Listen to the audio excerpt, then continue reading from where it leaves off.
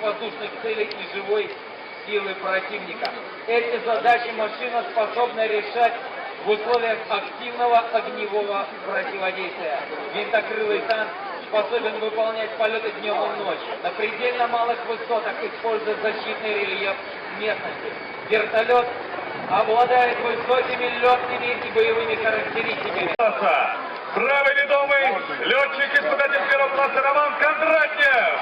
Аплодируем!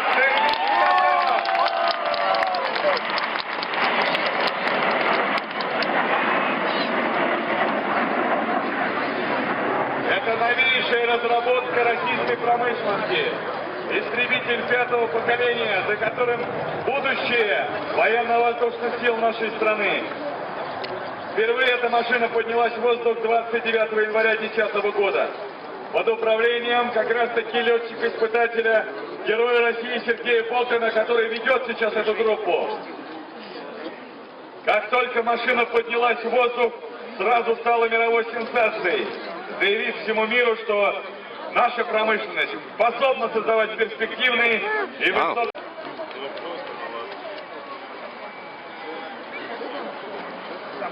Внимание, будет распуск! Распуск начали!